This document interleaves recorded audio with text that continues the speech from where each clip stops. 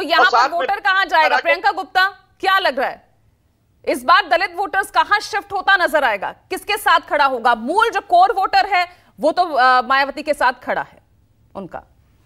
देखिए, मुझे लगता है पूजा जी, जिस तरह का मंथन भारतीय जनता पार्टी में चल रहा है और उनके मंथन से उनके खुद के जो शीर्ष नेता है वो बाहर हैं, अधिकारियों को बैठा के वो मंथन कर रहे हैं, उसे साफ जाहिर हो जाता है कि इनका मंथन किस विषय पे चल रहा है। पहले ही हार मानी।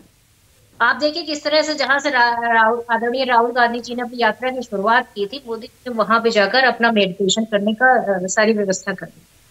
तो अब साफ रूप से दिखता है कि किस तरह से भारतीय जनता पार्टी अपनी हार चुनाव के रिजल्ट आने से पहले स्वीकार चुकी है। हकीकत ये है कि इनके गठबंधन के साथी नीतीश कुमार जी कह रहे हैं, कामना कर रहे हैं कि जाके फिर से मुख्यमंत्री बन जाइए, और उनका तो वैसे भी उनका फैसला भी बदल सकता है, ये भी बात सुनने को आई। तो जिस तरह से अब लगातार उनके गठबंधन के साथी भी निकल के बाहर आकर खुद इनके लिए जो है शुभकामनाएं दे रहे हैं कि आप मुख्यमंत्री बन जाइए, तो उसके बाद बचता क्या है? आप अभी दलित वोटर की बात कर रही थी, आप बताइए कि मध्य प्रदेश में क्या हुआ? एक दलित बच्ची किस तरह से अपनी अस्मिता के लिए लड़ती चली है। पहले उसके भाई का मर्डर हुआ, फिर उसके बाद उसके चाचा का मर्डर हुआ, और अब उसकी भी जो है किस परिस्थिति में न जाने उसकी हत्या हो गई, मुझे नहीं पता।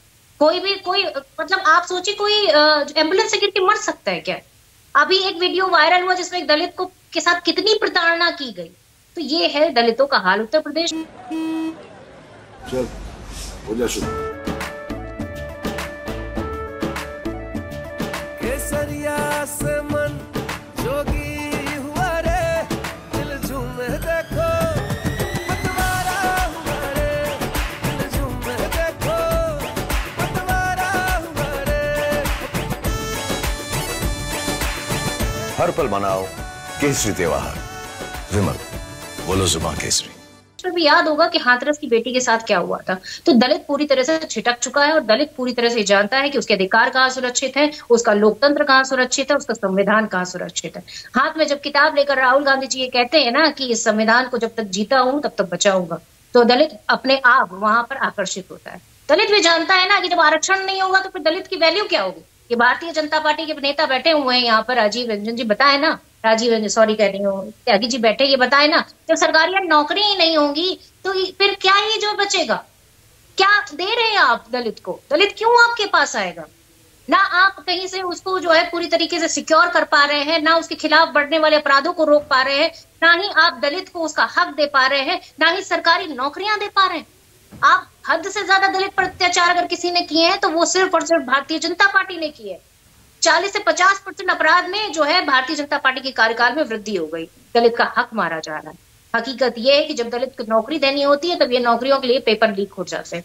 हर जगह एक आप देखिए कि कितना अत्याचार है, चाहे वो किसान हो, चाहे वो दलित हो, चाहे वो गरीब हो, हर जगह।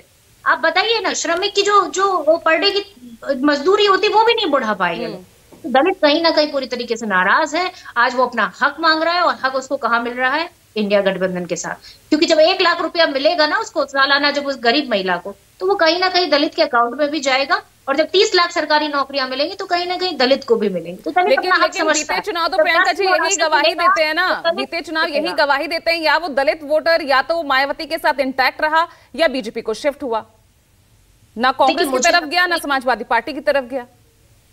देखिए, मुझे लगता है कि वो तो चुनाव के निर्णय आने पर 4 जून को साफ क्लियर हो जाएगा, पर कहीं ना कहीं इस बात का जो माहौल है वो देखिए, कहीं ना कहीं जिस तरह से रैलियां हो रही हैं, जिस तरह से लोग हमारे प्रति जो है श्रद्धा दिखा रहे हैं, जिस तरह से वोट पड़ रहा है, मुझे लगता है ये पूरी तरह से क्लियर है सब कुछ। कहीं कोई भ्रम है ही नहीं कि दलित का वोट कहाँ जा रहा है। आप टाटा गुड बाय तो कर रहे हैं, लेकिन बड़ी अग्नि परीक्षा तो आपके लिए भी है।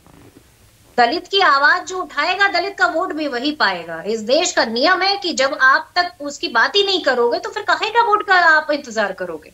हकीकत ये है कि सबने डिसाइड कर लिया, चाहे वो युवा हो, चाहे वो बेरोजगार हो, चाहे वो महिलाएं हो, जिनके साथ लगातार जो महिला वंदन की बात करते रहे, आज स्थिति भी तो बदली है ना प्रियंका जी। 2019 में जो गठबंधन था उनका एक कोर वोटर था, एक तरफ एमवाई समीकरण था, एक तरफ दलित वोटर था, लेकिन इस बार पीडीएफ फॉर्मूला तो है, लेकिन आपका वो कोर वोटर आपके पास लौटेगा या नहीं, ये बहुत बड़ा सवाल इस वक्त है।